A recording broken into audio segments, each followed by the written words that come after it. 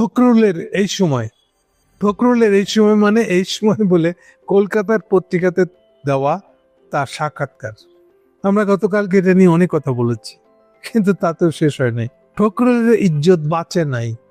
উনি বাঁচবার প্রাণপণ চেষ্টা করে যাচ্ছেন, কিন্তু পাচ্ছেন না। প্রশ্নের পর প্রশ্ন উঠতেছে, কিন্তু একটা প্রশ্নের উত্তর তিনি দিতে পারছেন না। প্রথমে যখন টের পেলেন যে একটা ব্লান্ডার করে ফেলছেন উনি, এমন একটা সময় কথাগুলো এসছে যে তিনি সবার যেটা হেডলাইন করে ফেলছে, সেটা হলো যে তিনি আওয়ামী লীগ এবং জাতীয় পার্টিকে ইলেকশন আনতে চান। এটাই প্রধান হেডলাইন হয়ে গেছে। উনি যেভাবে হেডলাইনটা চাইছেন, অথবা যেভাবে হেডলাইনটা এই সময় কলকাতার পত্রিকাটা দেওয়া হয়েছে, সেখানে হলো উনার গুসা হলো যে কেন বিএনপির মতন অসাম্প্রদায়িক একটা দলকে কেন ইন্ডিয়া জামাতের সাথে এক ব্র্যাকেটে রাখছে। এটা ছিল এই সময় হেডলাইন। তো প্রথম যখন উনি প্রতিবাদ করতে গেলেন, তখন উনি বলে বসলেন, কার্ড ছাপায় দিলেন, তার সাইরুল আছে একটা তাদের মিডিয়া, যার নামে বাজারে দেখা হয়। মানে উনি কোনো কথা বলেছেন কিনা এটা নিশ্চয়তা ওই সাইরুলকে দেয়, সাইরুল প্রকাশ করে। তো তাকে দিয়ে ছাড়া সে কার্ডের মধ্যে লেখা ছিল যে না, উনি ঠিক যা বলেছেন সেভাবে এই সময়ে এটা লেখা হয় না, যেভাবে বলেছেন সেভাবে না। মানে হলো তখনও উনি অস্বীকার করছেন না যে উনি ওই সময়কে কোনো সাক্ষাৎকার দেন নাই। কথা খেয়াল রাখেন। এখন ডেভেলপমেন্ট কি হচ্ছে দেখেন, আস্তে আস্তে ঘন্টায় ঘন্টায় ভাষ্য বদলাচ্ছে। এই ভাষ্য বলাতে শেষে যেখানে গিয়ে থাকলো, আমি এই সময়কে কোনো সাক্ষাৎকারই দিই নেন। এখন এদিকে এই সময় দেখছি তো মহা পাপড়, এইসব টাউটারি বাংলাদেশে চলে, ইন্ডিয়াতে তো এইসব হয় না। এতদূর টাউটারি, এই লেভেল, এই ধরনের টাউটারি হয় না। ওখানে আরেক ধরনের টাউটারি হয়।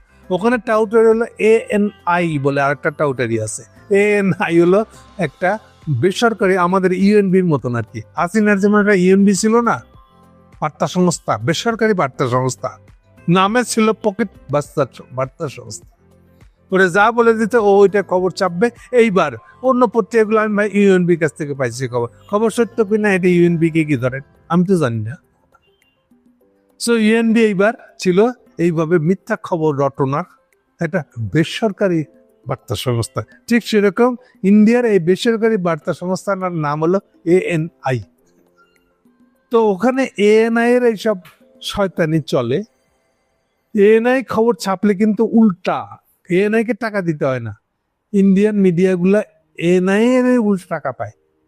শর্ত খালি একটাই, ANI যেভাবে নিউজটা লিখে দিবে ওইভাবে ছাপতে হবে, কিন্তু নিচে দেখবেন লেখা থাকবে এটা সিন্ডিকেটেড নিউজ। ওরাও নিজেদের গা বাঁচার জন্য সিন্ডিকেটেড নিউজ আর কি। যাই হোক, এগুলা চলে ওখানে। কিন্তু আমাদের মতন এই যে ছেঁচড়া মুখগুলা, আপনি খবর ছাপায় সাক্ষাৎকার দিয়ে বলেন যে আমি দেইনি, তো ও পড়ে গেছে বিপদে। ওরা তখন উপায় না দেখে করছে কি, কেউ একটা ছবি ছাপছে, কিছু ছবি গুলশানে যে বিএমপি অফিস আছে, সে অফিসে উনি দাঁড়ায় আছেন ইয়ের সাথে, ফখরুলের সাথে, সেইটা একটা ছবি চাপিয়ে দিচ্ছে। আর মা মুশকিল, ফখরুল তো অস্বীকার করতে পারতেছে না এই লোকটা পায়ে না হলো। ওটা তো গুলশানের 2 নম্বরে বিএনপির অফিস, গুলশানের 2 নম্বরে গেছে একটা লোক, গিয়ে পার্টি স্পেসের জায়গা পাইছে, যেখানে চারদিকে পেসেন্ট জিয়া, খালেদা জিয়া, তারিক জিয়া ছবি টাঙানো দেওয়ালে। সেই ঘরের ভিতরে গিয়ে যখন ছবি তুলতেছে, যদি কেউ ডেকে নিয়ে না যায় তাহলে তার উনি ওখানে ঢুকতে পারেন না। এটা তো বোঝা যায়। তাহলে উনি গিয়ে ছবি তুললেন কেন? ওরা দুপুরের পর থেকে এই ছবি টাঙাই দিচ্ছে। বাধ্য হয়ে ফখরুল সাহেব এটা বলছে, আর আমরা সবাই ওয়েট করে আছি লোকটা যে কখন তার ভিডিও ছেড়ে দেয়, এই যে সাক্ষাৎকার হচ্ছে, এই অথবা অডিওটা ছেড়ে দেয়, এই যে সাক্ষাৎকারে কথা হইতেছে, এটা রেকর্ডিং।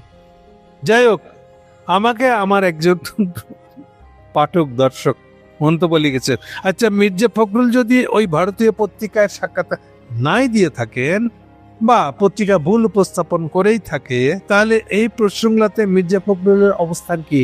তিনি কি আওয়ামী লীগ ফেরত চান নাই? তিনি কি জাতীয় পার্টি ইলেকশনে আসুক এটা বলেন নাই?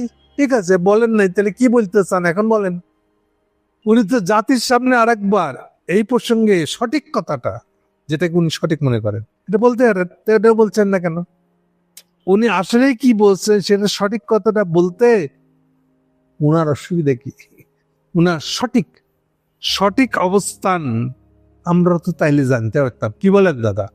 আমি আর কি বলবো, বুঝতেই পারেন।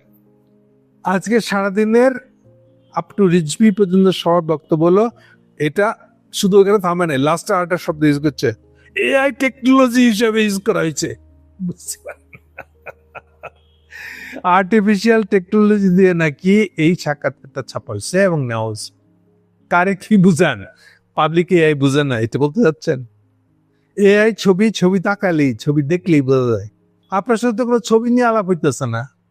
পত্রিকায় তো এটা লিখিত নিউজ, লিখিত নিউজের আবার এআই কি? কোনো তাল ঠিকানা নাই।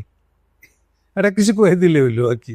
মানে কাপড় খুলে গেলে মানুষ যেমন দৌড়ে বেড়ায়, আর ডাইনের কাপড়টা যতটুকু পারে পড়ে গেছে কাপড়টা আবার উঠায় নিয়ে ডাকতে চায়, আর যতই ডাকতে চায় ততই আরো উলঙ্গ দেখা যায়। ফখরুলের অবস্থা হয়েছে তাই। আমি জানি না, হঠাৎ করে যদি দেখি যে তারেক জিয়া একটা নির্দেশ দিচ্ছে, বিবৃতি দিচ্ছে যে ফখরুলকে বহিষ্কার করা হচ্ছে বাড়ি থেকে, আমি মোটেও অবাক হব না। ওটা অবস্থা এখন এমন জায়গায় চলে গেছে। কালকে সারাদিনে এরকম বেজ্জতি আমি মনে করি যে বিএনপি তার জন্মের পর থেকে ৭৮ সাল থেকে এই পর্যন্ত জীবনে কখনো এত বেজ্জতি হয় নাই। কালকে সারাদিনে যে এরকম বেজ্জতি হয়েছে প্রথম আমাদের বিখ্যাত দল বিএনপি। যাই হোক, আপনার দর্শকরা যা ভালো বুঝেন তাই করতেন। Thank you.